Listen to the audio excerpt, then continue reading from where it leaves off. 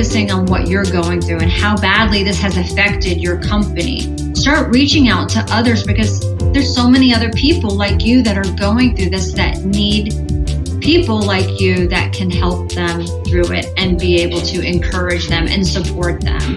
Welcome to Peer Talk, a dialogue with business owners just like you. Peer Talk conversations run the gamut of business challenges facing owners today.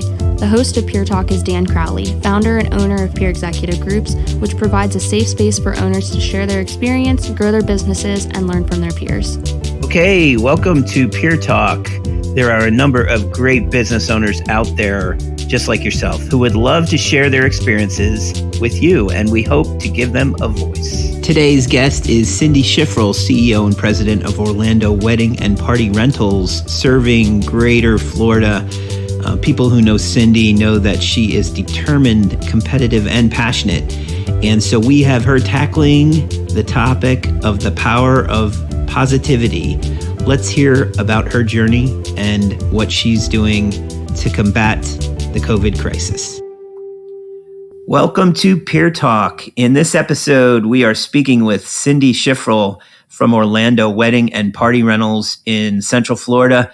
Cyndi grew her business to about 45 employees prior to the pandemic, only to see her business devastated by cancellations and closures, as many in the party and event industry suffered through. There were furloughs, layoffs, and restructuring that took place next. And it takes a toll on a business owner, unlike any other period in modern history. So let's find out how Cyndi pivoted, supplemented, and used the power of the positive to respond both in the event rental industry as well as in her personal life. Welcome, Cyndi. Thank you so much, Dan. I am very thrilled to be able to be on your show. So thank you so much for inviting me to be on. Well, we were so excited. We knew you were eventually going to be one of our guests, and we waited and waited and waited, and finally we were able to get you on. So I'm excited about it, and especially as we head into the holiday season, because I feel like this episode will be so uplifting for many people to kind of hear how to be positive in the face of so much negativity in the world today. So let's hear first about your origins. And I think it's kind of unique how you got involved with Orlando Wedding and got that started. So why don't you tell us about that a little? Sure thing. So back in 2008 was when we started the company on 8/8/08. So if that gives you any indication of how crazy we were to get involved in this crazy industry, crazy eights, right? Right. So we started it then, and my husband and I were both working full-time jobs, him as a DJ and me as a piano teacher, and we were working this on the side. And while I would be teaching, I would be answering the phone calls in between my students' piano lessons, and I would have time to go over, check the cell phone that we had for Orlando Wedding at that time. And I would call people back, and a lot of times they would say that they already found another vendor that could help them out with their event. And so we were missing out on a lot of business.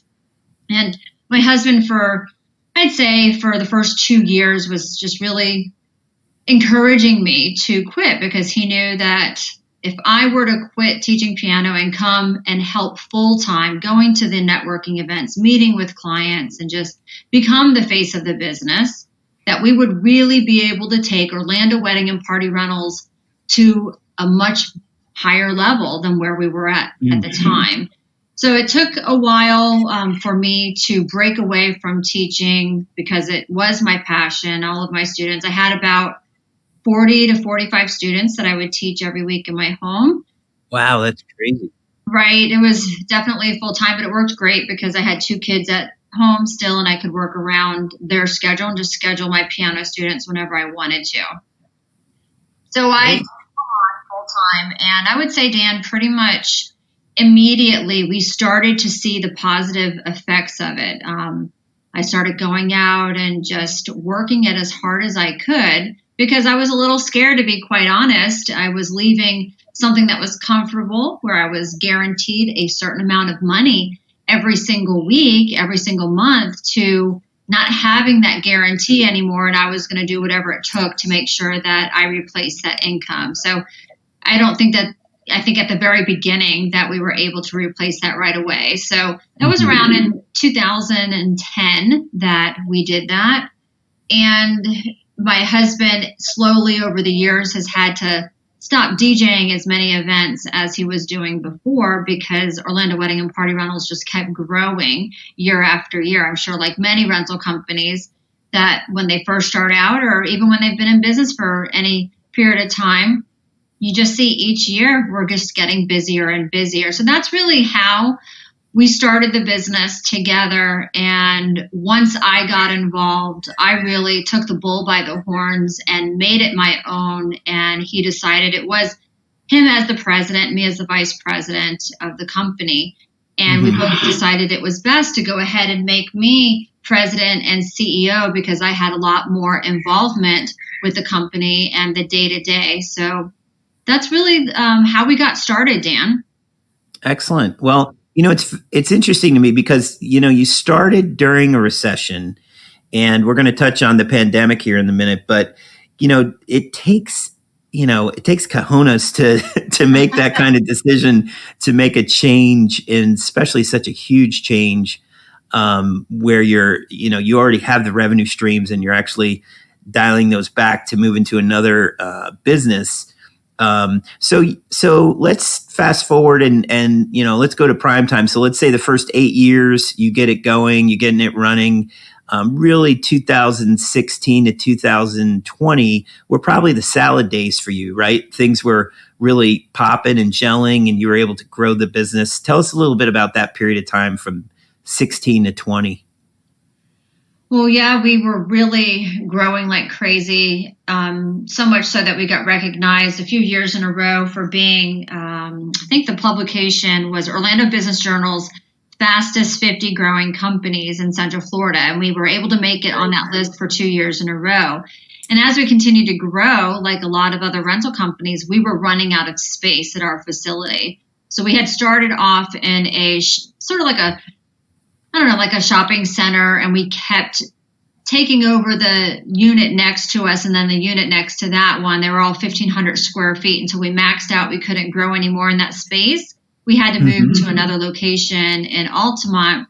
And when we moved to Altamont, we thought that might be our forever home, but we quickly outgrew that within, I think, the first 6 months. We realized that this wasn't going to last very long, but we had to make it work for about 4 years. And then this past October, we moved to the location that we are at right now in Lake Mary, which is absolutely beautiful. And Dan, one of these days I have to have you come out and see it because you were at our previous location. And I think that you would really appreciate where we're at now and the way that it looks and the space that we have. It's been amazing, but it's also been an interesting, we moved in October before the pandemic, and none of us knew, of course, that this was going to happen. We started off January, February, and March this year, just killing it. The first 2 weeks of March was just insane.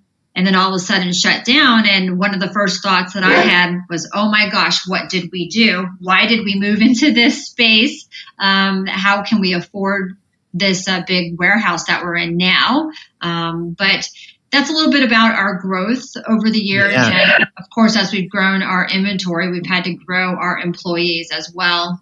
We had forever just one salesperson that worked for us. And within the past couple of years, we realized that we needed to add a second salesperson. And so we added that second salesperson in, I say, middle of last year. And of course, she was one of the ones that we had to let go because we weren't really producing any sales during the pandemic. Yeah.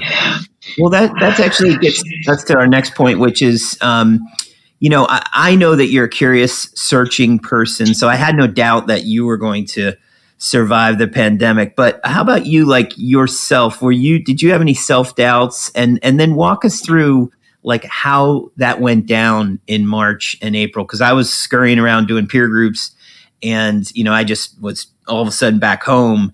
But in your case, like you said, you had to go through a process of layoffs and stuff. Tell us about what that was like. It knocked me on my butt.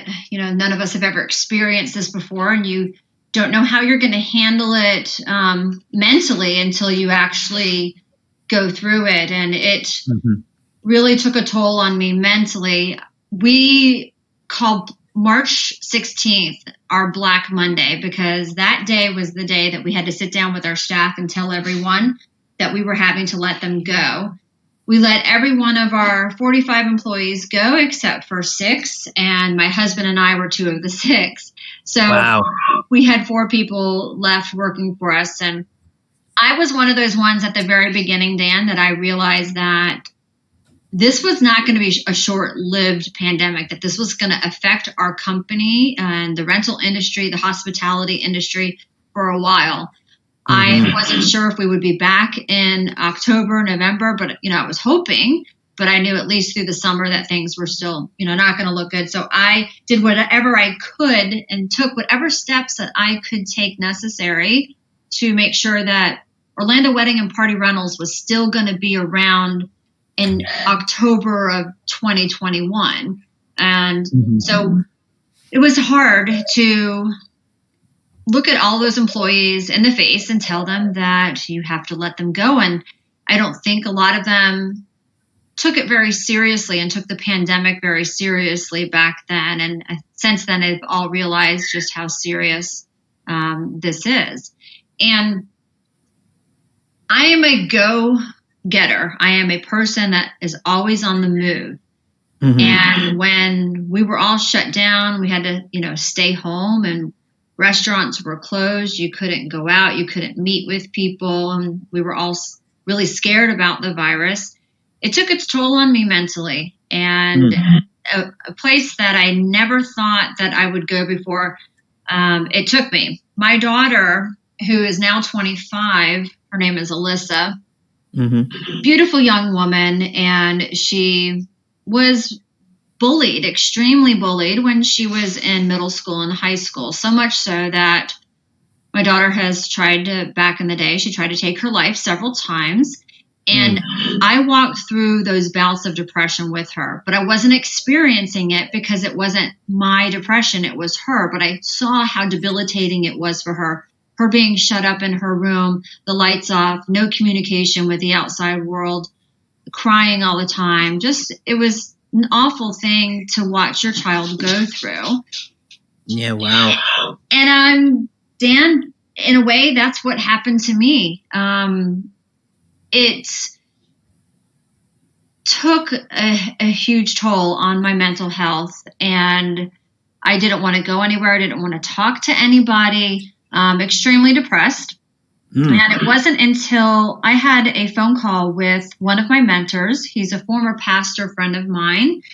And he told me, he said, "Cyndi, you are a positive person. Everybody looks to you because you exude positivity. You lift people up. And instead of focusing on what you're going through and how badly this has affected your company, start reaching out to others, because there's so many other people like you that are going through this that need people like you that can help them through it and be able to encourage them and support them." And once I started doing that, I can't tell you that it turned around overnight, but it had a huge impact on the way that I was looking at the situation that my husband and I were in with our company. And I was able to help other people and take the focus off of what I was going through. So that's incredible. Incredible information, just like that's what people need to hear, I believe. I mean, part of why we wanted you on, especially during this time of season, is this concept of balance. And, so many of our members, rental company owners come from the industry. And so they end up spending 6 days a week in the business, and it's very difficult for them to get some balance in their life. Since I've met you, I've seen that kind of self-care be evident in the form of both your physical side, working out, emotional side, and your intellectual, constantly seeking, participating in, public speaking was one of your interests that you got involved in. And, so it must all play a part in your day to day, correct? So you're able to kind of take a step back and look at it. And even though you may go through some valleys, you're able to recognize that you're going through the valley, right? Yeah, I definitely went through some valleys, but returning to the things that I enjoyed and the things that I loved, and one of them is public speaking. Another one of them is working out. It's ways that I can challenge myself. I'd like to challenge myself so that I can learn and become a better person, a better business owner, a better leader in the community. And to do that, I have to take care of myself and my mental health, my physical health, my spiritual health. And so I tried to return back to that and got back involved. I took a break I'm a member of the Lake Mary Toastmasters, and I'd been doing this prior to COVID. It was a year when COVID hit that I had been a part of Lake Mary Toastmasters, and we still were meeting as a group on Zoom, like all of our meetings were, right? And once I came back, I think it was phase 2, like around May or June when I came back, it really helped me out a lot mentally to be back a part of that group of people who are there to support each other. And then, of course, the working out when you're so depressed and you're so down. And I'm sure a lot of people felt this too. I mean, we all wanted to eat. We wanted to eat. We wanted to sleep. We wanted to drink at 2:00 in the afternoon because it's 5:00 somewhere, right? That's right. And, it really helped me to try to get back to some sense of normalcy in my own life, some type of schedule, because there wasn't anything normal going on around us in the world. Sure.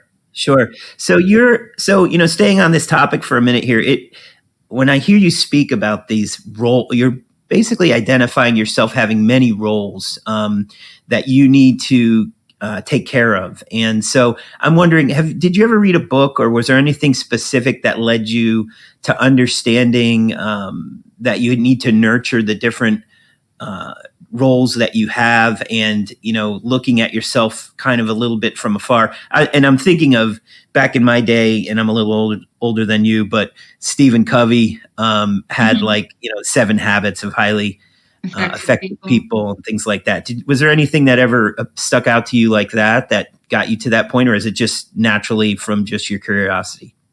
I think it's naturally from my curiosity. I mean, I've read several of Stephen Covey's books and other books, and just reading through the Bible. One of my favorite authors is Grant Cardone.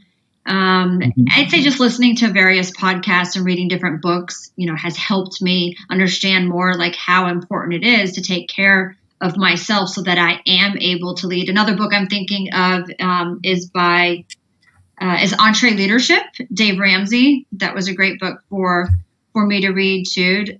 But there wasn't any specific book, Dan, that I would say that triggered it. It was a compilation of everything put together. And then also with me just being curious and knowing that I need to take care of myself. If I'm going to lead my team to excellence, how can I do that if I'm not taking care of myself? Mm-hmm. Well, and again, you just mentioned a couple good reads there. So hopefully our listeners picked up on that and maybe take a book, one of those, and take a look at them to be helpful to you.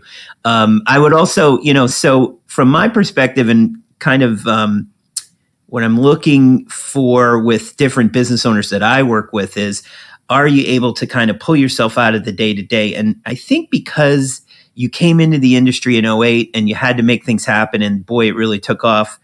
Then all of a sudden you hit this rough spot, and for some reason, it just seemed like you responded very well from a marketing and promotion and branding perspective. And I'm thinking about like even like just prior to the pandemic, about a year, you had built out an executive restroom side of the business. Now, I don't know if you're still doing that, but I know that you had committed some resources to that to kind of have yourself another line of business to go complementary to the rental. And then this during the pandemic, you had some more development. Why don't you take us through a couple of those initiatives just to give people a sense of that, all is not lost and it's not always hopeless, that there are things you can do. Yeah. So the restroom trailers, we started those back, I believe it was in 2017. And because we do a lot of tents as a company, we were getting asked for those restroom trailers, and we were always having to refer the business out to other local companies. And we saw a need there, so we jumped on it. And we now have 2 of those restroom trailers.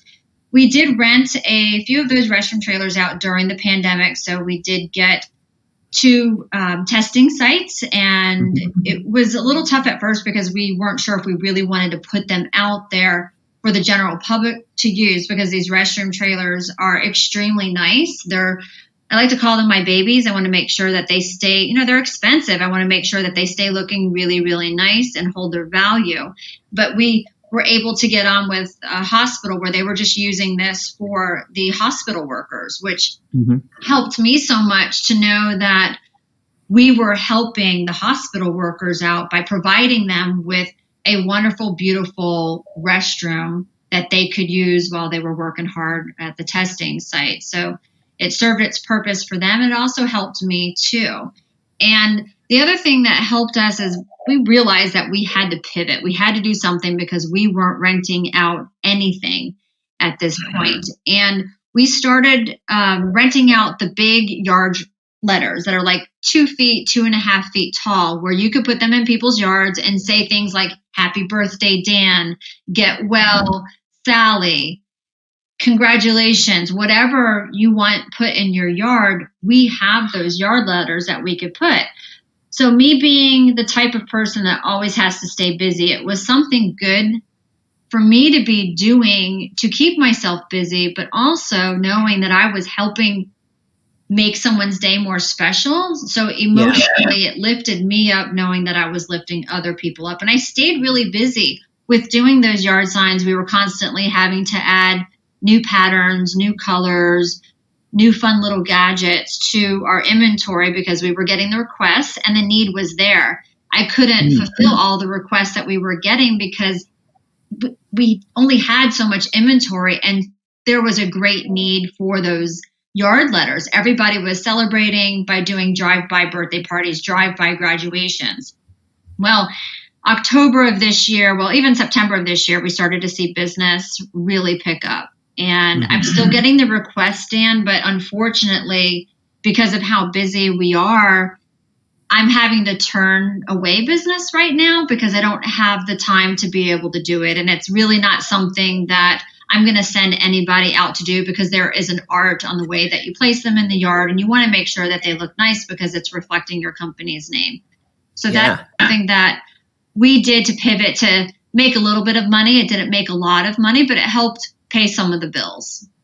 Well, and I think my takeaway on it was, oh my gosh, she's active. She's in front of, obviously what do you do with that type of sale? You're going to take a picture of it and you're going to post it and you're going to continue to create awareness of your business, as well as, it's just a constant reminder that you're there. So I really thought it was a genius move, because we were having Zoom meetings with party and event operators who really they could not make that move to continue to keep themselves top of mind in front of their customer base. And, yard signs anyone could essentially acquire, right? It's a consumer market, right? You're selling to consumers, right, just like you would do events. But at the same time, obviously there would be a smaller pool for events versus yard signs. But the point being that it's just this consistency that you're getting out and in front of people with those posts on Instagram or whatever it might be. So that's great. You do use social media very well, I have to say. Who does anybody work with you on your marketing and social media or internet presence? We have a girl right now that actually works for another person in the industry. So she knows our industry well. She knows all of the vendors that we work with. So whenever we do a post, we feel confident that she's going to make sure that all the people get tagged. And our social media presence, almost from the very beginning, at least a year in, has been very strong. And we get a lot of our leads through Instagram and through Facebook, and that's how people find us. And so it's very important for us to maintain that presence. And like you said, with the yard greetings that I was doing, even though it wasn't necessarily reflective of who we were as a company, as being a luxury event rental company, it kept us top of mind, kept us relevant out there. People saw that we were doing what we could to help out in the community. But our social media is fantastic, and the girl that helps us out with social media has some tremendous ideas. And my husband and I also, we'll come up with some things too, different things that we want put out on social media. So sometimes it's a collaboration of ideas that we have. But for the most part, I have to give props to my girl who's doing it for us. Excellent. Well, it's good to know that, you're committed to it. It's a big part of how Party and Event is going to find their audience, right? So focusing in that area is going to be pretty important. So let's pivot once more. So we pivoted and did a couple things with peer executive groups. And one was to create this podcast, right? Peer Talk. And we just got our 1,000th download, I think, over the weekend. So we appreciate our audience. Yeah. And a big portion of that is Party and Event. So we have Party and Event operators who listen to this podcast. And you stepped out of your comfort zone and did a Gingerpreneur podcast, right? So this is new. Is it a video podcast or a video and podcast, or how's that work?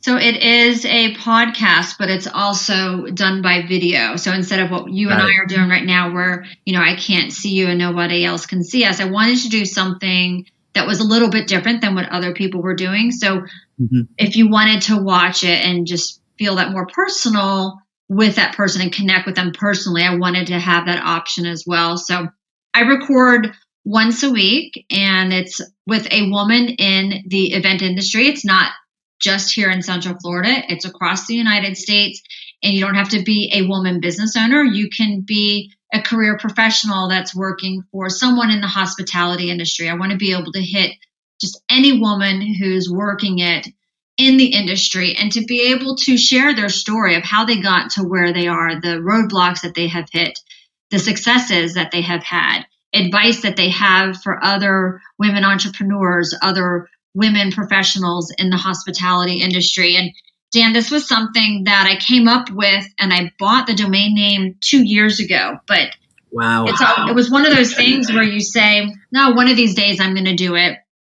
And I kept saying that, and it was always in the back of my mind, but I never had time, because just like all rental operators, we are so busy working, on growing our business that you don't have time, for things like that. And well, I call this period, this last 9 months of time, this is my COVID time out. God put me on a COVID time out, and I need to make the most of this time with the time that He has given me. I do not want to look back on the last 9 months and have any regrets of how I spent my time. And I decided that I would go ahead and get this off of the ground, get this running. And it was definitely out of my comfort zone, because for those of you, and I don't know if you know this, Dan, but I used to have a really hard time speaking in front of people, or even doing a podcast. For me to do this with you right now, this is very easy. But if you had reached out to me a year and a half ago and asked me to do this, I might have turned you down about it. And that reason why it's changed is because I went to work on myself and my public speaking skills and my confidence skills of being in front of people, speaking, and just being seen in front of other people. And so I've been able to do the Gingerpreneur and help the women in the event and hospitality industry. And it has been really such a blessing. I think I just did my 8th episode the other night. So wow. Brand new. That's great. Well, you're on the move. We're at one every 2 weeks now, so we've done 14, but we slowed our pace there for a minute. But you're going to catch up very quickly. And by the way, the thing I think that's great about the Gingerpreneur is you've kind of got a catalog, and so people are going to be able to access it at any time and have that kind of nice positive push, hearing success story after success story, and kind of hearing people working through the challenges and the mountains that they climbed. Very, very positive thing that somebody can link into and listen to on the way to work in the morning or whatever it might be. So congratulations on that. I think you'll have tremendous success with it. Keep moving through the country and identify. If you ever need any help identifying additional people, we'll be sure to send them your way. That would be good candidates for you. Oh, I'll definitely be reaching out to you, Dan, because I know that you would know the right people to send my way. I appreciate that. So what is your prognosis for the 2021 coming up here? We've seen how the American Rental Association has shifted their annual event, and I'm sure a lot of people are looking forward to that coming up in the fall. But tell us about what you think is on your horizon being in Central Florida and what that might look like. Well, right now we're actually really busy. This weekend of the 12th, and then the next weekend, even New Year's Eve. Like, I don't have enough people, it feels like, to carry out all of my events. Now, don't get me wrong, we're not as busy as we were last year, but we are staying really busy. And I did not realize or even fathom that we would be as busy as we are right now, being during the pandemic that we're in. I think that right now, looking at our first quarter of the year, it looks good right now. And we always add events on last minute. And of course, everything now with COVID, people are waiting last minute to book their events. They want to watch what's going on out in the world and the vaccine and the positivity rates and travel and such. So I think that first quarter is going to be good. Obviously, we're not going to come near as where we were last year, first quarter.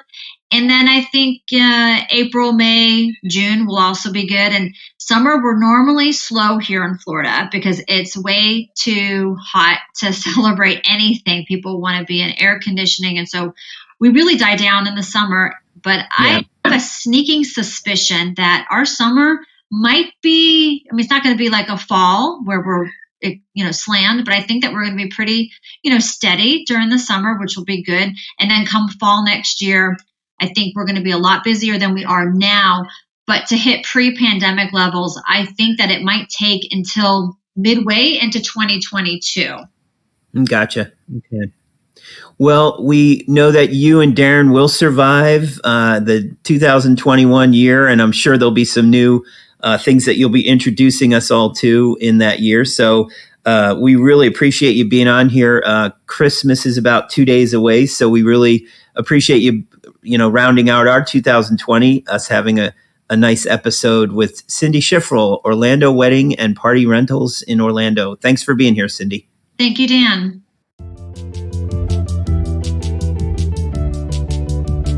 You've been listening to Peer Talk from Peer Executive Groups, produced and directed by Noah Crowley and hosted by Dan Crowley. Subscribe to this podcast for notifications of future episodes of Peer Talk.